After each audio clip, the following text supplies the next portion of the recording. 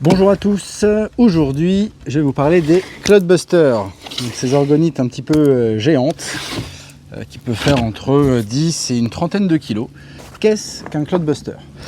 Un Cloudbuster, il faut bien comprendre que c'est une orgonite, comme les autres, qui va être un petit peu plus grosse. On va prendre celle-là comme exemple, elle n'est pas trop grosse. Donc celle-ci par exemple, elle va être composée, donc, comme les deux autres ici, là, comme les deux gros. Donc quartz rose, cristal de roche, améthyste, shungite, tourmaline, lapis lazuli, œil de tigre, avec de la résine polyester, du bronze, du laiton, du cuivre, de l'aluminium et du basalte. Le tout recouvert d'une couche de résine époxy pour les protéger. Après on peut mettre des couleurs différentes. Et on peut également, on va le voir ici, mettre des pierres. Donc ici, c'est tout simplement de l'améthyste. On peut le voir, je vais vous le prendre comme ça. Donc là, on peut voir qu'ici, c'est de l'améthyste tout autour. Tout simplement.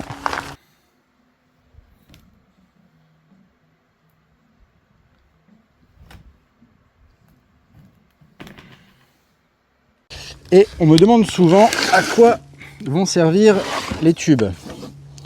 Alors dans chaque tube, il faut savoir qu'il y a un cristal de roche en pointe, vers le haut. En fait, les tubes vont agir un petit peu comme des échappements. C'est-à-dire que le Cloudbuster va tellement capter d'ondes électromagnétiques par sa base, parce qu'elle est vraiment très chargée, qu'il va falloir évacuer ces ondes, et en l'occurrence par les tubes en cuivre qui vont être conducteurs.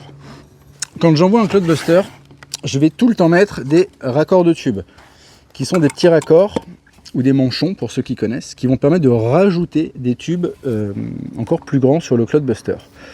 Alors c'est pas obligatoire. Ça va être intéressant de rajouter des tubes lorsque le Cloudbuster va être trop proche de vous, c'est-à-dire sur une terrasse, un petit jardin. Il va falloir le mettre plutôt à une dizaine, une quinzaine de mètres de soi.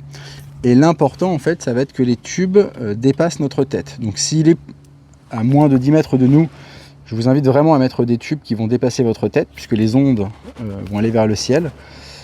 Par contre, s'il est à plus de 10 ou 15 mètres de votre habitation, vous pouvez le laisser comme ça. Moi, j'ai un jardin de 300-400 mètres carrés, il est à 12 ou 13 mètres, je l'ai laissé comme ça. Vous pouvez également mettre des tubes en aluminium, qui est également conducteur, qui va être beaucoup moins cher. Les Cloudbusters, par contre, sont vraiment déconseillés en intérieur. Ils sont vraiment faits pour être mis à l'extérieur. Ou alors éventuellement au dernier étage d'un immeuble, si vous n'avez personne au-dessus de vous. Parce qu'il faut bien s'imaginer que les tubes vont envoyer vers le ciel les mauvaises ondes. Ce serait dommage de l'envoyer aux voisins. Je fais souvent des Cloudbusters sur commande. Donc n'hésitez pas, si vous avez des couleurs en particulier, notamment celui-là. Le vert, ça c'est une commande qui va partir dans une petite semaine. Donc il est vert un petit peu fluo, avec des petits tubes. J'en ai un autre, on m'a demandé avec des tubes de 1 mètre déjà pris dans la résine. Donc ce que j'ai fait également, je pourrais vous montrer la photo. Et voilà, après il y en a d'autres qui vont être un petit peu plus chers, comme celui-ci par exemple, qui lui va être avec de l'améthyste et de la feuille d'or. J'en ai également un autre avec les pierres des 7 chakras, qui lui aussi va être encore plus cher que celui-ci.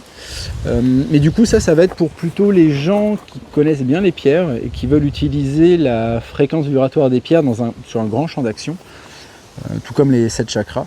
Mais un simple Cloudbuster comme ça suffit largement, ça aura à peu près les mêmes effets.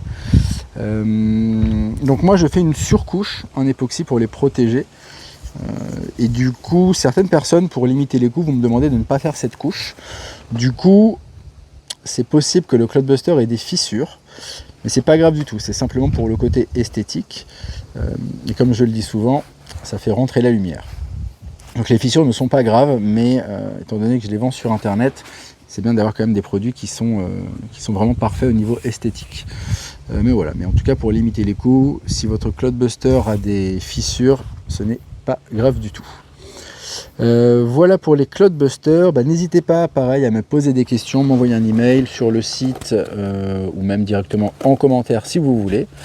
N'hésitez pas à vous abonner et à liker et à poser autant de questions que vous voulez.